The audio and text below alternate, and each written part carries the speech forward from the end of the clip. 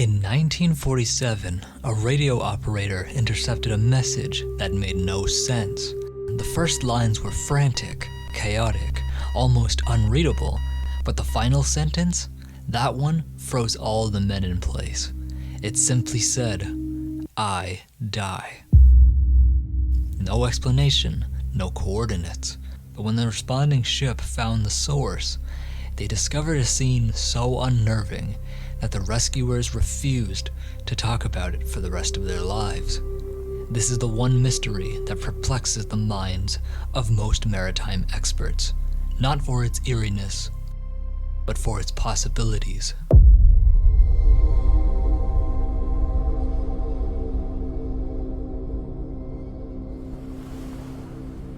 June 1947. Twilight settles over the Straits of Malacca, the water slowly fading into a shade darker than its surroundings, a shadow cast by the silver star. The day's heat bleeds away as darkness begins filling all 360 degrees of open sky. And with the darkness comes an eerie stillness, a cold that burrows into your bones, turning every maritime task into a quiet struggle. On the deck of the Silver Star, the crew moves with a tired calm. Their voices are low, their thoughts drifting. Men who've sailed these waters for decades, hardened, seasoned, prepared for anything, or so they thought. The crew is at their stations, the captain is in his quarters, and then a whisper of static slices through the silence. The radio sputters. Familiar beeps emerge. Morse code. The first line of the message reads, "All officers, including the captain, dead in chart room and on the bridge. Possibly whole crew dead." A long pause follows until the final message comes through.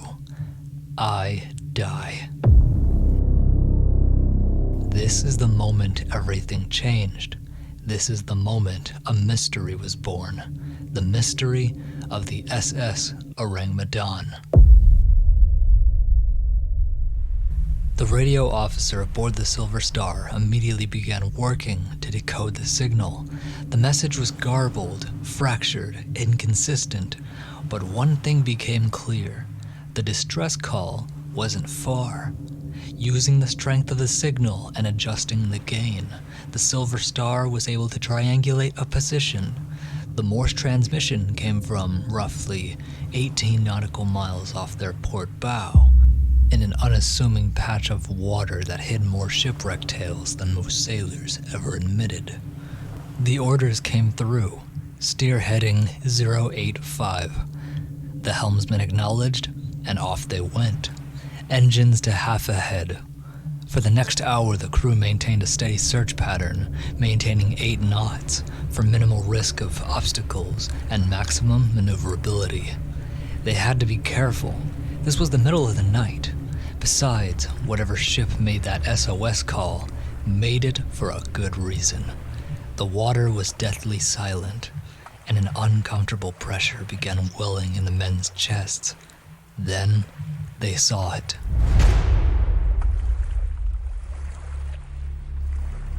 A noticeable shadow adrift in the ocean.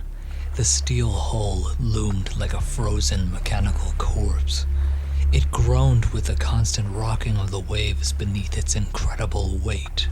The Silver Star slowly made its way to the starboard side of the vessel, her name plastered in white lettering, Ourang Medan, a name no one on the ship recognized. The captain ordered the engines to all stop. The Silver Star drifted within boarding distance, the two ships rocking gently in the waves. The captain assembled a small boarding party. He had ordered the first mate to stay behind with the helmsman in case anything goes awry.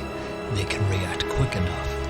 He sternly warned the men, "Stay close, keep your voices low, and whatever you do, do not touch anything. A silent ship isn't always an empty one. Be careful." The moment the boarding party stepped onto the Ourang Medan, an immense feeling of dread washed over them. The air was sweeter, not pleasantly, but unnervingly. A young sailor, overwhelmed by the smell, ran to the rails and vomited violently.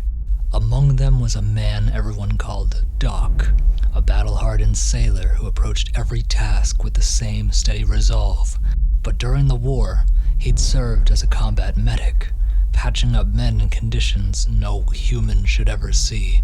He'd witnessed every kind of injury, every kind of death, all up close.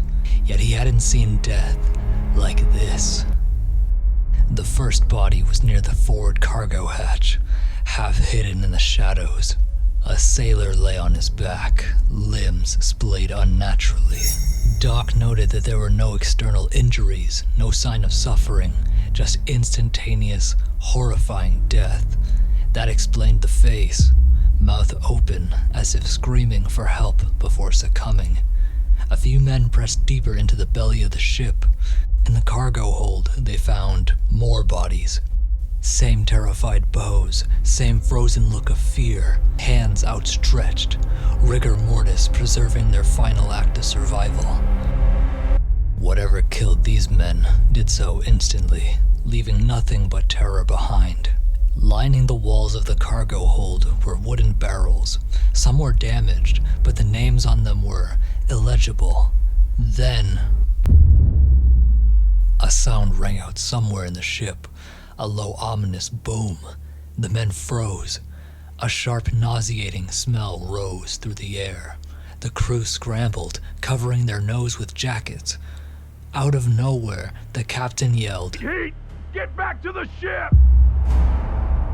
Doc's face went pale. He recognized the warning signs of a volatile reaction. Without hesitation, the men frantically ran topside. The first mate waved them to cross quickly. The helmsman gasped as the Ourang Medan began glowing a dull, unnatural orange. Flames erupted from the hold. The last boot hit the deck of the Silver Star when the Ourang Medan exploded. Engines roared as the captain ordered full ahead. There was no way the ship could be towed back for investigation. Orders be damned. As they turned back, the derelict vessel slipped beneath the icy waters, taking every secret with it. What was the Ourang Medan? The Ourang Medan wasn't just any merchant ship. Some maritime historians speculate she had a far darker purpose. Built for cargo transport, she was likely repurposed during wartime for clandestine operations. Records are scarce, deliberately so. The ship's true identity may have been hidden. Many believe the name Ourang Medan was nothing more than a guise, a front to cover illegal voyages, smuggling, and the transport of volatile or hazardous cargo. In short, the ship was made to simply disappear. A ghost ship, off the records, traveling shipping lanes in international waters to avoid inspection. So what could have killed the crew of the Ourang Medan? While no records survive, historians and chemists have speculated on the type of cargo the ship may have been carrying, and the possibilities are as chilling as the ship itself. One likely culprit is industrial chemicals left over from wartime production, unstable compounds like nitroglycerin or nitrocellulose.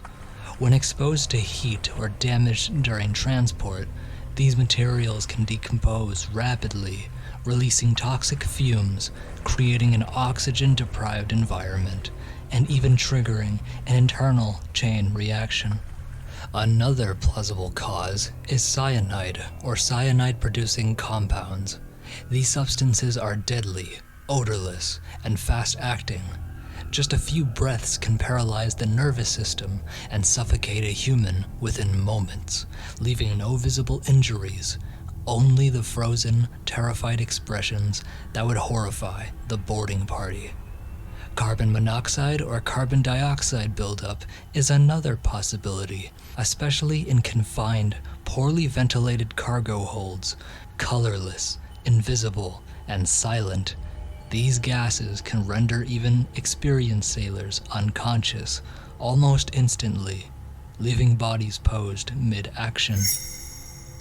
Whatever the combination, the cargo on the Ourang Medan was likely as deadly as it was secret, capable of killing a full crew without warning, leaving the ship itself a floating tomb. The Ourang Medan remains one of the most enigmatic tragedies in maritime history.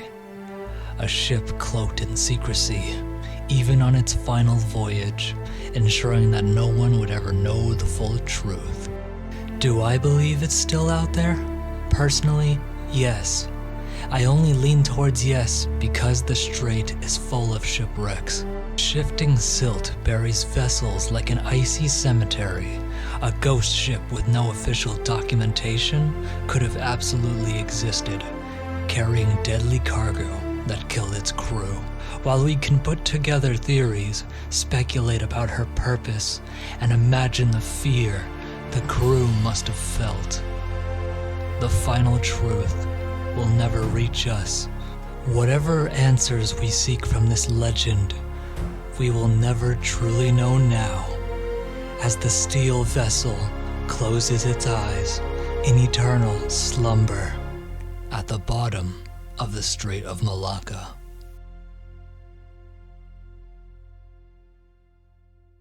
Thank you for listening to this story. If you enjoyed this experience and want to hear more stories like this in the future, consider liking, leave a comment, or share this video with someone you know who may enjoy it as well. Not mandatory, but also helps if you become a member of the channel. See you in the next one. Through the static and the silence, a whisper calls your name. A voice that chills your spirit, yet soothes you all the same. In the dark, the tales unfold, where shadows love to